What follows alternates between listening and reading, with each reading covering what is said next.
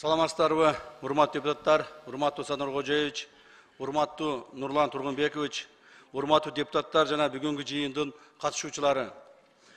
Бүгүн Бишкек шаарында 2022 жылдын 3 ноябрында кол коюлган Кыргыз Республикасы менен Өзбекстан Республикасынын ортосундагы Кыргыз-Өзбек мамлекеттик чек арасын айрым участоктору жөнүндө келишимди жана Кыргыз Республикасы Министрлер комитети менен Өзбекстан Республикасынын өкмөтүнүн ортосундагы Кемпирабад суу сактагычынын суу ресурстарын биргелешип башкаруу жөнүндө макулдашууну ратификациялоо тууралуу Кыргыз Республикасынын мыйзамдарынын долбоорлорун сиздердин карооңуздарга алып келип отурабыз. Бул мыйзамдардын долбоорлору Кыргыз Республикасынын Жогорку Кеңешинин тийиштүү комитеттеринде каралган жана жактырылган. Урматтуу Садыр Нуркожоевич, урматтуу Нурлан Тургунбекович, урматтуу депутаттар. Урматтуу депутаттар, уруксат берсеңиздер, кыскача маалымат берип кетсем, Кыргыз-Өзбек мамлекеттик чек арасынын жалпы узундугу 1472,182 километр аралыкты түзөт. Анын 1170,153 километр тилкеси 2017 жылдын 5 сентябрында Кыргыз Республикасы менен Өзбекстан Республикасынын ортосунда түзүлгөн келишимге ылайык бекитилген. Калган 302,129 километр чек ара тилкеси эки тараптын өкмөттүк делегацияларынын деңгээлинде макулдашылып жазылып бүттү. Сүйлөшүүлөрдүн жыйынтыгы менен Кыргыз Республикасынын пайдасына төмөнкү участкаларды калтырып жазууга жетиштик. Биринчи, Гавасай 12.849 гектар Өзбек ССР Кемпирабад сол жээк каналын курбагандыгы үчүн. Көксерек 105 гектар. Ал жерде кыргыз жарандары жашаган айылы менен кошо. Баястан 212 гектар. Уңгартоо 35 гектар. Уюлдук компаниялардын жана мамлекеттик телеканалдардын антенналары жайгашкан. Акташ 100 гектар. Карасуу шаарын кеңейтүү максатында жана саркынды сууларды тазалоочу жай куруу үчүн.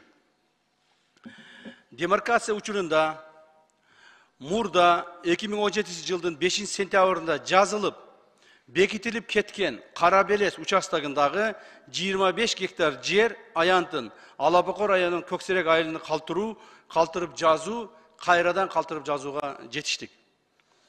Шахрихансай каналынын башталышы участкасынан Өзбек тарап тосуп пайдаланып келген 19,5 гектар жер аянты Өзбек тарапка калтырылып, анын ордуна 19,5 гектар жер аянтын Өзгөн районунун пайдалануусуна алуу жагы макулдашылып, картографиялык материалдары даярдалды.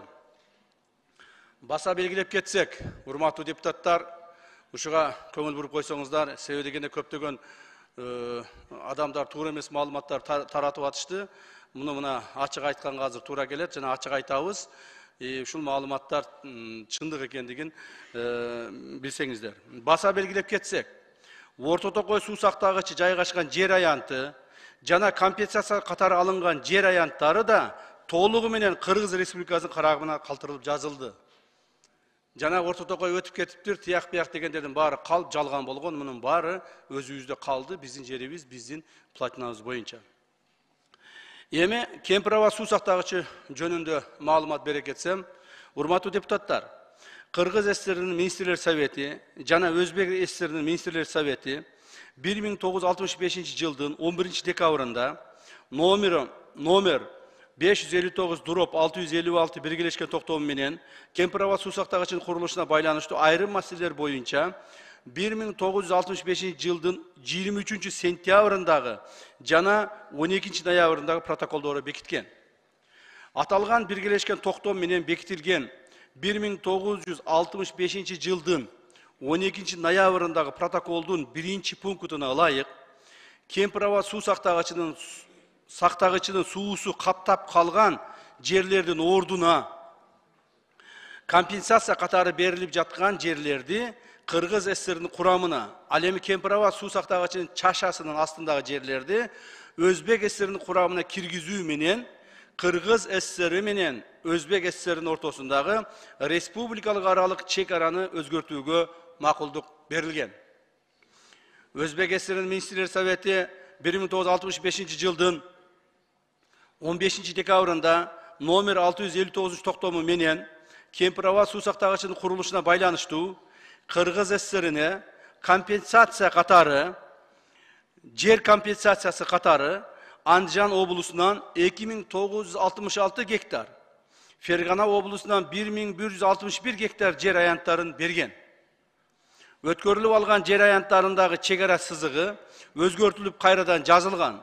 Жана ал жазууларды Кыргыз ССР'нин Министрлер Совети бекиткен. Жалпысынан 4127 гектар жер аянты Кыргыз тарапка берилген. Өз кезегинде Кемпирова суу сактагычын куруу үчүн Кыргыз ССР'нин Министрлер Советинин 1965 жылдын 22 октябрындагы номером 475 токтомуна ылайык Өзгөн жана Кара суу райондорунун аймагынан 5731 гектар жер аянты бөлүнүп берилген.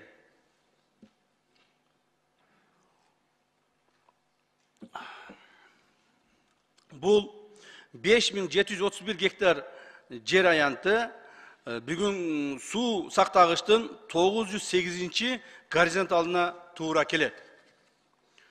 Суу сактагычтын көлөмүн 900 горизонталга түшүрүү менен чек-араны жазганда анын аянты 4485 гектарды түзөт. Натыйжада мурда суу басып калган 5731 гектардан 1246 гектар жер бошойт. Аны Кыргыз тарап айыл чарба багытында пайдаланса болот, жана бул жерлер 1246 гектар жер Кыргыз Республикасынын жер балансында калды. 4121 гектар жер аянты 1965 жылы компенсация катары алынган. Ошондуктан 900 горизонтал менен мамлекеттик чек-араны аныктоону эске алганда, Өзбек тараптан Кыргыз тарапка дагы 358 гектар жер берилбей калган. Кыргыз ССР'нин Министрлер Советинин 1973 жылдын 17 сентябрындагы номер 325-Б буйругу менен бекитилген Кыргыз ССР'нин менен Өзбек ССР'нин ортосуна жер жана суу маселелерин жөнгө салуу боюнча республикалык аралык кеңешменин протоколу бекитилген. Ал протоколдо Өзбек ССР Кемпирова суу сактагычын куруу үчүн ажыратып берилген жер аянттарын толугу менен компенсациялап берген деп жазылган. Бирок Кыргыз тарап акыркы сүйлөшүүлөрдүн жыйынтыгы менен ошол берилбей калган 358 гектардын ордуна 1000 гектар жерди Өзгөн жана Сузак райондоруна бөлүп берүү жөнүндө макулдашып, протокол менен бекитилип, картасы сызылып даярдалды. Жыйынтыгында компенсация болбой калган жер үчүн дээрлик 2,5 эсе көп жер алынып жатат. Тийиштүү адистер жерине барып, 900 горизонтал кайсыл жерден өтүшүн жергиликтүү бийлик өкүлдөрүнө жана жашоочуларга түшүндүрүп так көрсөтүп беришет. Кемпирова суу сактагычынын курулуусуна байланыштуу 1965 жылы компенсация катары төмөнкү жерлер алынган. Алабука районунун Көксерек жана 1-Май айыл аймактарынан 1307 гектар айдоо жана жайыт жерлер. Ошондой эле бул аймакта кыргыз жарандарынан турак үйлөрү бар 10 кожолук жана жер үлүштөрү жайгашкан. Экинчи, Аксы районунун Кербен шаарына жана Кашка суу айыл аймагына жалпы 571 гектар жер аянты. Бүгүнкү күндө ал жерлерде Кербен аэропорту жайгашкан 52 гектар, калкынын саны 275 адамды түзгөн Жетиген айылынын бир бөлүгү жайгашкан 15 гектар, ФАП, мечит жана балдар бакчасы, жарандардын жер үлүштөрү жайгашкан. Үчүнчү, Ноокот районунун Шамалдуу Сай участогу 1088 гектар. Анын ичинде калкынын саны 2750 адамды түзгөн Достук айылы 55 гектар. Ошондой эле адамдардын жер үлүштөрү жайгашкан.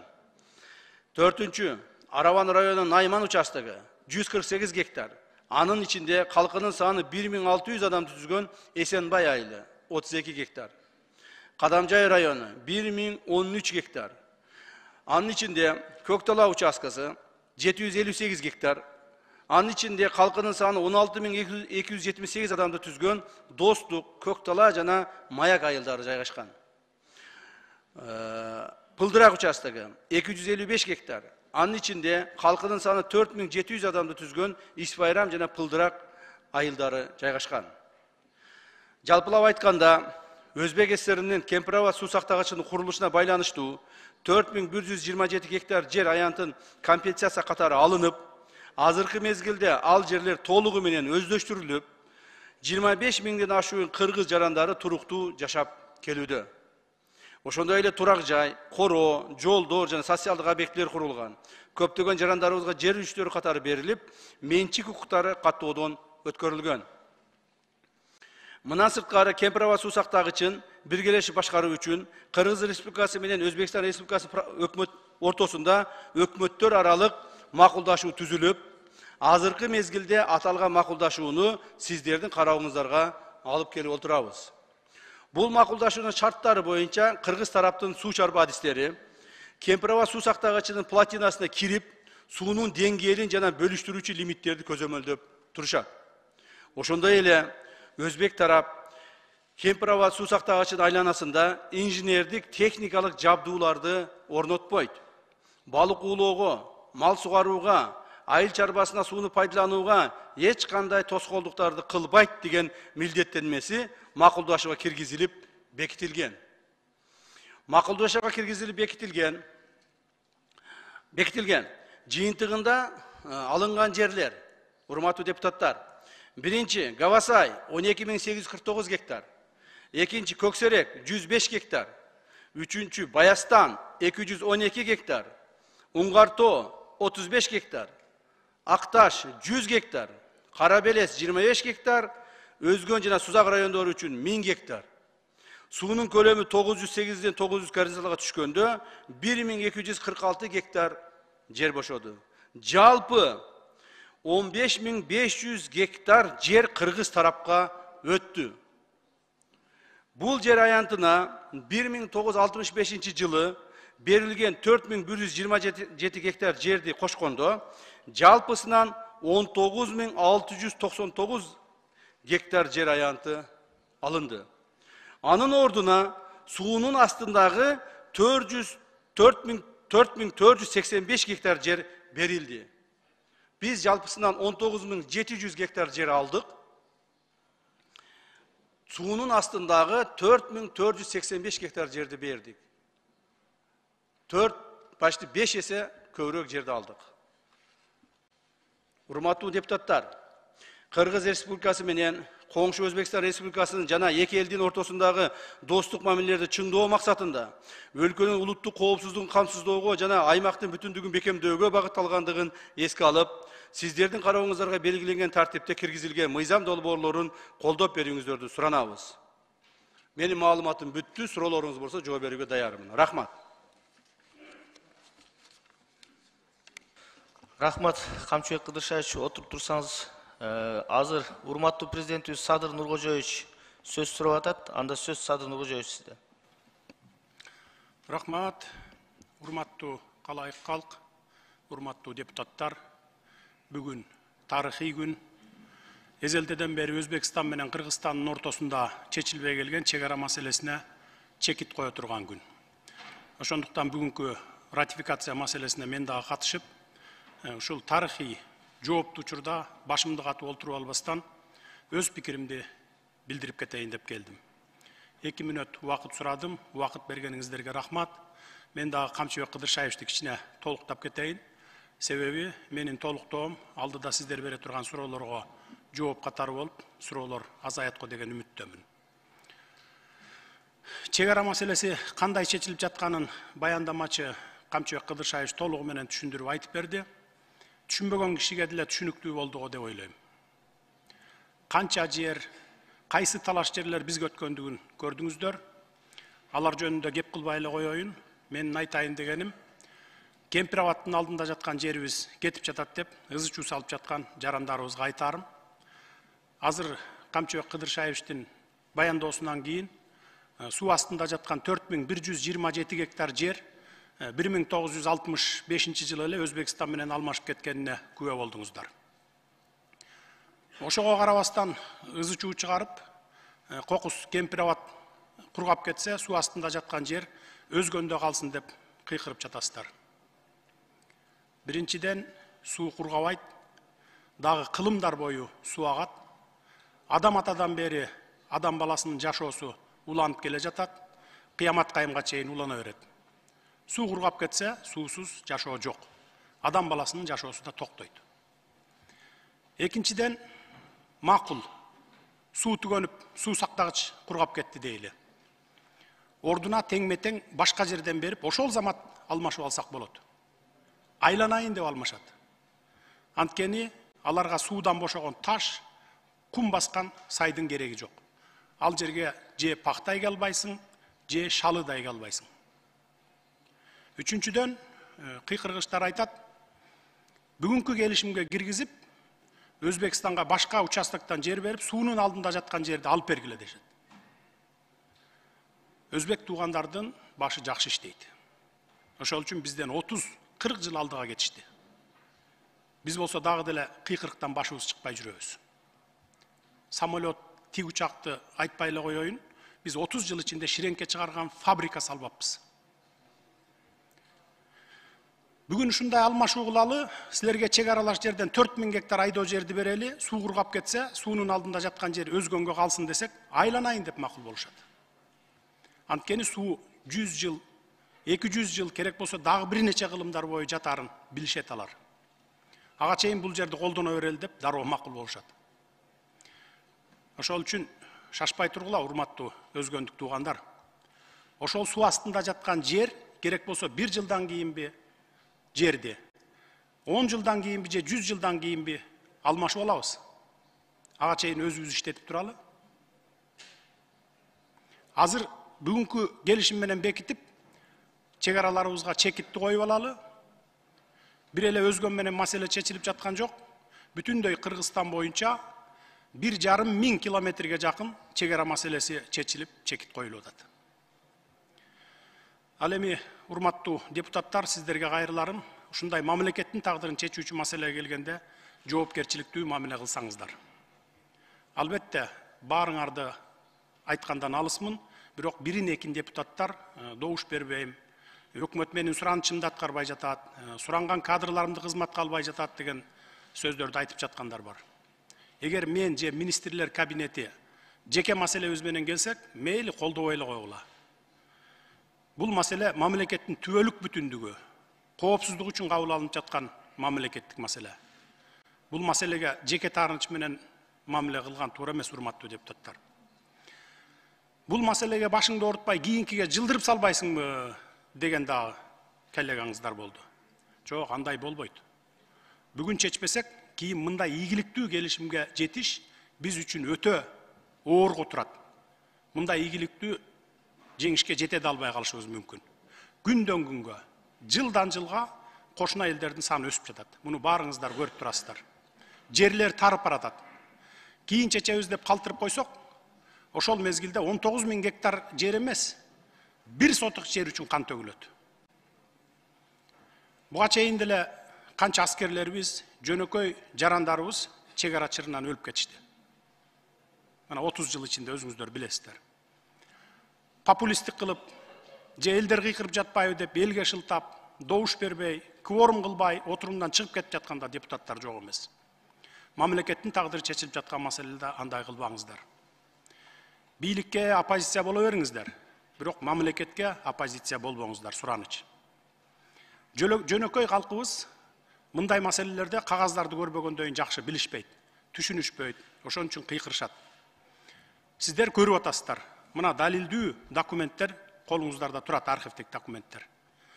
Кимдер каршы кыйкырбасын, маселени терең изилдеп чыгып, мамлекетке пайдалуу келишим болуп жаткандан кийин жоопкерчиликтүү мамиле жасасаңыздар жакшы болот эле.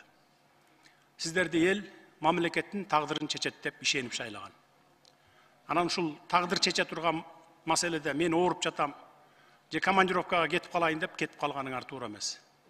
Бул эл ишенимине жоопкерсиздик мамиле, урматтуу депутаттар. Эч коркпоңуздар. Биз туура жол менен кетип бара жатабыз. Жер берип жаткан жокпуз. Тескерисинче, мурдагылар берип жиберген жерлерибизди кайтарып алып жатабыз. Фактылар менен, тарыхый, архивдик документтер менен Камчыбек Кыдыршаевич далилдеп берди. Дагы кандай далилдер керек бизге? Биз бүгүн эң туура кадам жасап, туура чечим кабыл алып жатабыз. Буга тарых баасын берет. Мына могу кагаздардай болуп, бардык документтер архивде калат.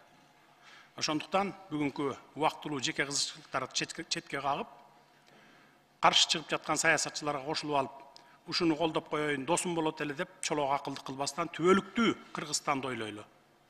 Ошол үчүн бул маселеге жоопкерчиликтүү мамиле менен добуш беришиңиздерди суранам, урматтуу депутаттар. Рахмат.